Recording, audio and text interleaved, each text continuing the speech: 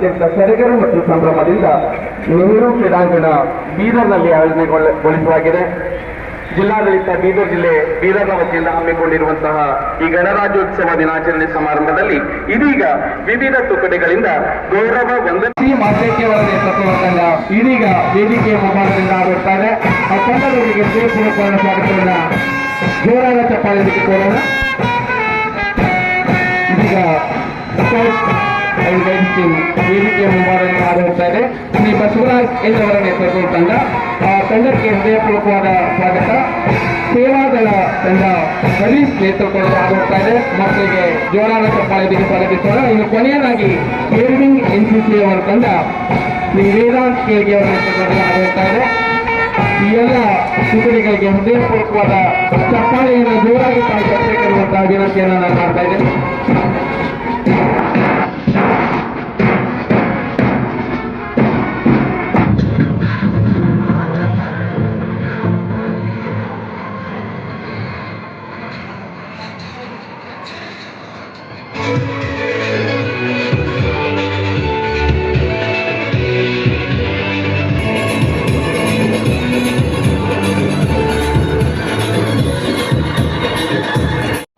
ರಾಜ್ಯದ ಅರಣ್ಯ ಮತ್ತು ಜೀವ ಪರಿಸ್ಥಿತಿ ಇಲಾಖೆ ಸಚಿವನಾಗಿ ನಿಮ್ಮೆಲ್ಲರಿಗೆ ನೀವೆಲ್ಲ ಎಲ್ಲಿ ಬೇಕಾದ್ರೂ ಬೀದರ್ನವ್ರು ಹೋದ್ರೆ ಹೆಮ್ಮೆಯಿಂದ ಹೇಳ್ಕೊಳ್ಬಹುದು.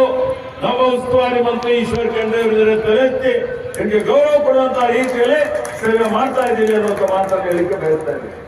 ಆತ್ಮೀಯ ಬಂಧುಗಳೇ, ಇವತ್ತು ನೀವು ನೋಡಿ ಇಡೀ ದೇಶದಲ್ಲಿ ಕರ್ನಾಟಕ ಒಂದು ಮಾದರಿ ಆದರ್ಶ ಅಂತ ಹೇಳ್ಬೋದು. ಇವತ್ತೇನು ನಾವೆಲ್ಲ ಕೂಡಿ 5 ಗ್ಯಾರಂಟಿಗಳನ್ನು ಅನುಷ್ಠಾನಕ್ಕೆ ತಂದಿದ್ದೇವೆ. 5 ಗ್ಯಾರಂಟಿ ಘೋಷಣೆ ಮಾಡಿದಂತಹ ಸಂದರ್ಭದಲ್ಲಿ ಅನೇಕರು ನಮ್ಮ ಒಂದು ಸಂಕಲ್ಪಕ್ಕೆ ಬಹಳ ವಿರೋಧ ವ್ಯಕ್ತ ಮಾಡಿದ್ರು. ಇದು ನಾವೇನಾದ್ರೂ ಬಡವರಿಗೆ ಮುಫತ್ತಾಗಿ ಕೊಟ್ಟರೆ, ಉಚಿತವಾಗಿ ಕೊಟ್ಟರೆ ಈ ರಾಜ್ಯ ದಿವಾಳಿ ಆಗ್ತದೆ ಅಂತ ಹೇಳಿ ಇವತ್ತು ಆರೋಪ ಮಾಡಿದ್ರು.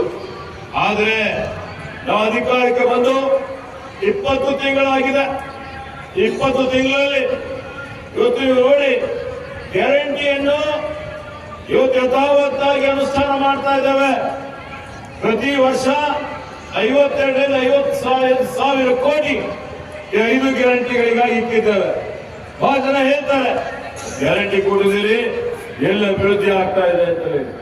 ಗ್ಯಾರಂಟಿ ಜೊತೆಯಲ್ಲಿ ಯಾವುದೇ ಅಭಿವೃದ್ಧಿ ಕಾರ್ಯ ನಿಂತಿಲ್ಲ. ಇವತ್ತೇನು ಸರ್ಕಾರಿ ನೌಕರಿಗೆ 7ನೇ ವೇತನ ಆಯೋಗದ ಅನುಷ್ಠಾನದ ಜೊತೆಯಲ್ಲಿ ಕಲ್ಯಾಣ ಕರ್ನಾಟಕ ಅಭಿವೃದ್ಧಿಗೆ ಹಿಂದೆ ಬರೀ 3,000 ಕೋಟಿ ಇತ್ತು, ಈಗ 5,000 ಕೋಟಿ ರೂಪಾಯಿ ಕೊಟ್ಟಿದ್ದೇವೆ. ಇವತ್ತು ಇದೇ ಜಿಲ್ಲೆಯಲ್ಲಿ ಎಲ್ಲಾ ಇಲಾಖೆಗಳಲ್ಲಿ ಅಭಿವೃದ್ಧಿ ಪರ ಕೆಲಸ ಕಾರ್ಯಗಳು ನಡೀತಾ ಇದೆ. ನಮ್ಮ ಜಿಲ್ಲೆ ಇದೆ. ನಾವೊಂದು ವೇಳೆ ಅವಲೋಕನ ಮಾಡಿದರೆ ನಾವೇನು ಗ್ಯಾರಂಟಿ ಕೊಟ್ಟಿದ್ದೇವೆ ಆ ಗ್ಯಾರಂಟಿಯಲ್ಲಿ ನೀವು ನೋಡಿ ಇವತ್ತು, ಯಾಕೆಂದ್ರೆ ನಾವು ಜನರಿಗೆ ಏನ್ ಸಾಧನೆ ಮಾಡಿದ್ದೇವೆ ಅದು ನಾವು ಇವತ್ತು ಹೇಳಬೇಕಾಗ್ತದೆ. ಆ ದೃಷ್ಟಿಯಿಂದ ಇವತ್ತೇನು ನಮ್ಮಲ್ಲಿ ಗ್ಯಾರಂಟಿಗಳ ಬಗ್ಗೆ ನಾವು ನೋಡಿ, ಅನ್ನಭಾಗ್ಯ ಯೋಜನೆ ಅಡಿಯಲ್ಲಿ 5 ಕಿಲೋ ಅಕ್ಕಿ ಹೆಚ್ಚು ಕೊಡ್ತೀವಿ ಅಂತ ಹೇಳಿದ್ದೇವೆ. ನಮ್ಮ ಜಿಲ್ಲೆಯಲ್ಲಿ ಸುಮಾರು 3,60,000 ಬಡತನಕ್ಕಿಂತ ಕೆಳಗಡೆ ಇದ್ದಂಥವರಿಗೆ ನಾವು BPL ಕಾರ್ಡ್ ಕೊಟ್ಟಿದ್ದೇವೆ. ಅಂತ್ಯೋದಯ ಅನ್ನ ಯೋಜನೆ ಕಾರ್ಡ್ 2 ಸೇರಿ ಕೊಟ್ಟಿದ್ದೇವೆ. ಸುಮಾರು 11.5 ಲಕ್ಷ ಇವತ್ತು ಜನ ಜಿಲ್ಲೆಯವರು ಫಲಾನುಭವಿಗಳಿದ್ದಾರೆ. ಈ 11.5 ಲಕ್ಷ ಫಲಾನುಭವಿಗಳಿಗೆ ಹೆಚ್ಚುವರಿ 5 kg ನಾವೇನ್ ಕೊಡ್ತೀವಿ ಅಂತ ಹೇಳಿದ್ದೇವೆ. 5 kgಗೆ ಇಲ್ಲಿವರೆಗೆ ಅವರವರ ಖಾತೆಯಲ್ಲಿ DBT ಮುಖಾಂತರ ನೇರ ವರ್ಗಾವಣೆ ಮುಖಾಂತರ ಸುಮಾರು 275 ಕೋಟಿ ರೂಪಾಯಿ ಈ 19 ತಿಂಗಳಲ್ಲಿ ನಾವು ಅವರ ಖಾತೆಯಲ್ಲಿ ಜಮಾ ಮಾಡಿದ್ದೇವೆ. ಅದೇ ರೀತಿಯಲ್ಲಿ ಶಕ್ತಿ ಯೋಜನೆ, ಮಹಿಳಾ ಸಬಲೀಕರಣ, ಮಹಿಳೆಯರಿಗೆ ಇವತ್ತವರಿಗೆ ಆರ್ಥಿಕ ಶಕ್ತಿ ಕೊಡಬೇಕು, ಅವರಿಗೆ ಪರಿವರ್ತನೆ ಮಾಡಬೇಕು ಅಂತ ಹೇಳಿ ಫ್ರೀಯಾಗಿ ರಾಜ್ಯದಾದ್ಯಂತ KSRTC ಬಸ್ನಲ್ಲಿ ಪ್ರಯಾಣ ಮಾಡಲಿಕ್ಕೆ ಸೌಲಭ್ಯ ಒದಗಿಸಿಕೊಟ್ಟಿದ್ದೇವೆ. ಮಹಿಳೆಯರು ಮತ್ತು ಬಾಲಕಿಯರು ಇವರೆಲ್ಲ ಸೇರಿ ಇವತ್ತು ಜನವರಿವರೆಗೆ 6,54,00,000 ಅದು ಬರೀ ನಮ್ಮ ಜಿಲ್ಲೆಯಲ್ಲಿ. ಇಡೀ ರಾಜ್ಯ ತಗೊಂಡ್ರೆ 100 ಕೋಟಿ ಮೇಲೆ ಆಗ್ತಾರೆ. ನಮ್ಮ ಜಿಲ್ಲೆಯಲ್ಲಿ 6,54,00,000 ಮಹಿಳೆಯರು ಈ ಸೌಲಭ್ಯ ಪಡೆದಿದ್ದಾರೆ. ದಿನನಿತ್ಯ ಜಿಲ್ಲೆಯಲ್ಲಿ 1,15,000 ಮಹಿಳೆಯರು ಪ್ರಯಾಣ ಮಾಡ್ತಾ ಇದ್ದಾರೆ ಫ್ರೀ ಆಗಿ.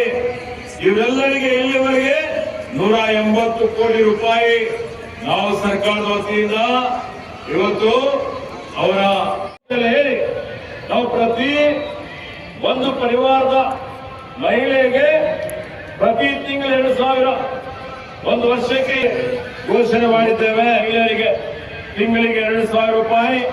ಇಲ್ಲಿವರೆಗೆ ಇವತ್ತು ನೋಡಿ ಸುಮಾರು ನಾವು ಗೃಹಲಕ್ಷ್ಮಿ ಯೋಜನೆ ಅಡಿಯಲ್ಲಿ ಈ ಏನು 3.5 ಲಕ್ಷ ಮಹಿಳೆಯರಿಗೆ ಕೊಡ್ತಾ ಇದ್ದೇವೆ.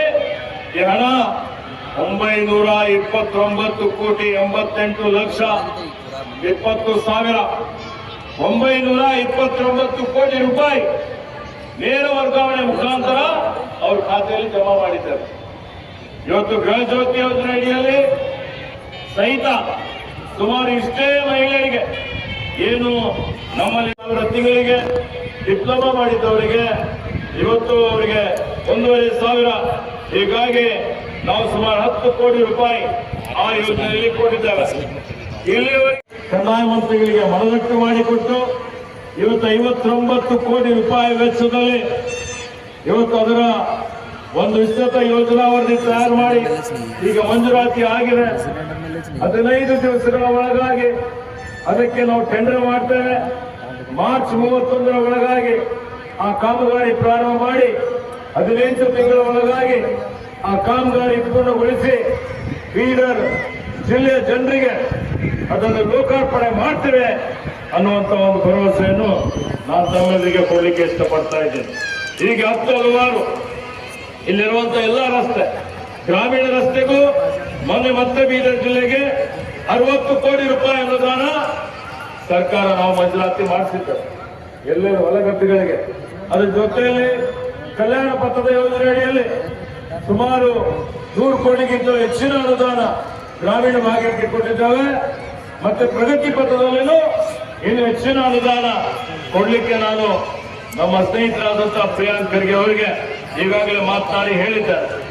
ಹೀಗಾಗಿ ಆತ್ಮೀಯ ಬಂಧುಗಳೇ, ರಸ್ತೆಯಲ್ಲಿ ಇವತ್ತು ಅನೇಕ ರೀತಿಯ ಒಂದು ಸುಧಾರಣೆ, ಗುಣಮಟ್ಟದ ರಸ್ತೆ ಮಾಡಲಿಕ್ಕೆ ಈಗಾಗಲೇ ನಾವೆಲ್ಲ ರೀತಿಯ ತಯಾರಿಯನ್ನು, ಎಲ್ಲ ರೀತಿಯ ಕೆಲಸ ಕಾರ್ಯಗಳು ಮಾಡ್ತಾ ಇದ್ದೇವೆ. ಅದರಲ್ಲಿ ವಿಶೇಷವಾಗಿ ಇವತ್ತು KKRDB ಅಡಿಯಲ್ಲೇನು ಲಿಂಕ್ ರೋಡ್ ಇದೆ ಬೀದರ್ಗೆ, ಸ್ವಲ್ಪ 70% ಮುಗಿದಿತ್ತು. 400 ಇಂಪ್ಲಾನ್ ಕೂಡಿ ಅದಕ್ಕೆ 9.990 ಲಕ್ಷ ಕೊಟ್ಟು ಆ ಒಂದು ರಿಂಗ್ ರೋಡ್ ರಸ್ತೆ ಈಗ ಪೂರ್ತಿ ಮಾಡಲಿಕ್ಕೆ ನಾವು ಅದನ್ನು ಪ್ರಾರಂಭ ಮಾಡಿದ್ದೇವೆ. ಅದೇ ರೀತಿಯಲ್ಲಿ ಬಾಲ್ಕಿಯಲ್ಲಿ 16 ಕೋಟಿಯ ಒಂದು ಕ್ರೀಡಾಂಗಣ ನಿರ್ಮಾಣ ಮಾಡ್ತಾ ಇದ್ದೇವೆ. ಹೊಸ ಆಸ್ಪತ್ರೆ ನಿರ್ಮಾಣ ಮಾಡಲಿಕ್ಕೆ 15 ಕೋಟಿ ರೂಪಾಯಿ ಅದರಲ್ಲಿ ಕೊಟ್ಟಿದ್ದೇವೆ. ಹೀಗೆ ಸುಮಾರು ಎಲ್ಲ ಕಡೆ ಸಾವಿರಾರು ಇವತ್ತು ಅನೇಕ ರೀತಿಯಲ್ಲಿ ಇವತ್ತು ನಾವು ಅಭಿವೃದ್ಧಿ ಪರ ಕೆಲಸ ಕಾರ್ಯ ನಡೀತಾ ಇದೆ. ಈಗ ನೋಡಿ, ಕಂದಾಯ ಇಲಾಖೆ ಅತ್ಯಂತ ಮಹತ್ವದಾದಂಥದ್ದು.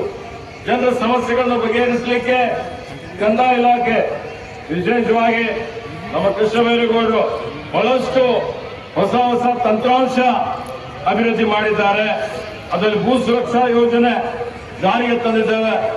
ಎಲ್ಲಾ ಕಡತಗಳನ್ನು ದಾಖಲೆ ಅನುಭವ ಆಗಬೇಕು, ಸಂಶೋಧನೆ ಆಗಬೇಕು ಅನ್ನೋ ದೃಷ್ಟಿಯಿಂದ ಒಂದು ತಾರಾಲಯ ಪ್ಲಾನೆಟೇರಿಯಂ ಬೀದರ್ನಲ್ಲಿ ಹೊಸದಾಗಿ ನಿರ್ಮಾಣ ಮಾಡಬೇಕು ಅಂತ ಹೇಳಿ ಇವತ್ತು ನಾವು ಆಲೋಚನೆಯನ್ನು ಮಾಡಿದ್ದೇವೆ.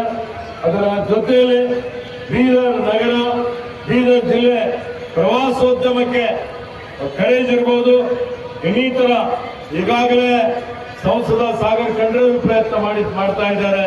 ಹೆಚ್ಚಿನ ರೀತಿಯಲ್ಲಿ ಈ ಪಾಪ್ನಾಸ್ ಅಭಿವೃದ್ಧಿಗೆ 22 ಕೋಟಿ ಕೇಂದ್ರ ಸರ್ಕಾರದಿಂದ ಈಗ ನಾನು ಮಾತಾಡಿದ್ದೇನೆ, ಅದು ಬಿಡುಗಡೆ ಆಗ್ತದೆ ಅಂತ ವಿಶ್ವಾಸ ಇದೆ. ಮಾಡಿದೆ, ಪೊಲೀಸರು ಪ್ರಯತ್ನ ಮಾಡ್ತಾ ಇದ್ದಾರೆ.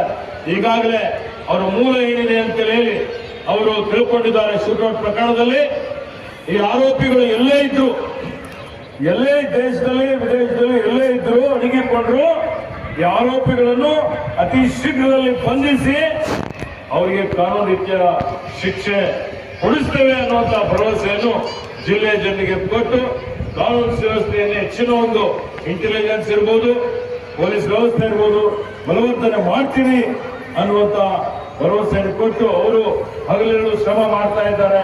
ಇವತ್ತು ಜೀವದ ಹಂಗನ್ನು ತೊರೆದು ಇವತ್ತು ಬೇರೆ ಬೇರೆ ರಾಜ್ಯಗಳಿಗೆ ಹೋಗಿ ಇವತ್ತು ಆರೋಪಿಗಳಿಗೆ ಬಂಧಿಸುವಂತ ಒಂದು ಪ್ರಕ್ರಿಯೆ ನಡೀತಾ ಇದೆ. ಹೀಗಾಗಿ ಚಿಂತೆಯಿಂದ ಇವತ್ತು ಜಿಲ್ಲೆಯ ಜನ ಇವತ್ತು ಭರವಸೆ ಇಡಿ ಅನ್ನುವಂತ ಒಂದು ಮಾತನ್ನು ಈ ವೇದಿಕೆ ಮುಖಾಂತರ ಹೇಳುತ್ತಾ ಇನ್ನು ಹೆಚ್ಚಿನ ಸಮಯ ನಾವು ತೆಗೆದುಕೊಳ್ಳದೆ ಏನೇನು ಹೇಳಬೇಕಾಗಿದೆ ಎಲ್ಲವನ್ನು ಹೇಳಿದ್ದಾರೆ.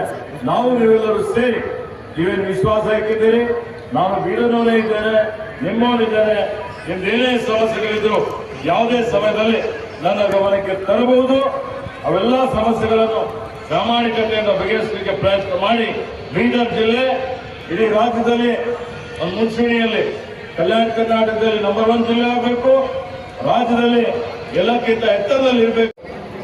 ಅತ್ಯಂತ ಹೆಚ್ಚು ನೋಂದಣಿಯನ್ನ ಮಾಡಿಕೊಂಡಿದ್ರು. ಈಗ ಜೋರಾದ ಚಪ್ಪಾಳೊಂದಿಗೆ ಸನ್ಮಾನ್ಯ ಡಾಕ್ಟರ್ ಗಿರೀಶ್ 18 ಹೂ ಮಂಜುಳಾತಿ ಹಿಡುವಳಿದಾರರಿಗೆ ತಮ್ಮ ಹೆಸರಿಗೆ ಪ್ರತ್ಯೇಕ ಪಹಣಿ ಪತ್ರಿಕೆ ಫಾರಂ ನಂಬರ್ 10 ಆಕಾರ 1 ಸ್ಕೆಚ್ ನಕಾಶೆ ನೀಡುವ ಭಾಗ್ಯಕ್ಕೆ ಇಂದು ಅತ್ಯಂತನವರು ದಯವಿಟ್ಟು ಎದುರುಗಡೆ ಯಾರು ಮಾಲಿಕ್ ತಂದೆ ಸಿದ್ದಪ್ಪನವರು, ಬೂಡಾಮಾಲಿ ಗಂಡ ಉಲ್ಲಾ ಅವರು, ಜೊತೆಗೆ ಗೌಡಪ್ಪ ತಂದೆ ಶಿವರಾಜ್, ರಂಗಮ್ಮ ಗಂಡ ಜೊತೆಗೆ ಪಹಣಿಯ ವಿಸ್ತೀರ್ಣದಂತೆ ನಂಬರ್ ಬಂದಿರುವ ರೈತರಿಗೆ ಇನ್ನು ಮುಂದೆ ಹೊಸದಾಗಿ ಹೊಸ ಸರ್ವೆ ನಂಬರ್ ಸಿಗುವಂತಹ ಎಲ್ಲ ರೈತ ಬಾಂಧವರಿಗೆ ಅನಂತ ಧನ್ಯವಾದಗಳನ್ನು ಸಲ್ಲಿಸುತ್ತಾ ಇದೀಗ ನಮ್ಮ ರಾಷ್ಟ್ರೀಯ ಉಡಾಣೆ ಆರೋಗ್ಯ ಕ್ಷೇತ್ರದ ಸಾಧಕರು ಶ್ರೀ ಸುಜೇಶ್ ತಂದೆ ಸೂರ್ಯಕಾಂತ್ ಕರಾಟೆ ಕ್ಷೇತ್ರದ ಸಾಧಕರು, ಶ್ರೀಧರ್ ತಂದೆ ಶ್ರೀಪಾಲ್ ಬಾಂಗ್ಲೆ ಸಮಾಜ ಸೇವೆ ಕ್ಷೇತ್ರದ ಪೂರ್ವಕವಾದ ಅನಂತ ಧನ್ಯವಾದಗಳನ್ನು ಮುಂದೆ ಇವರು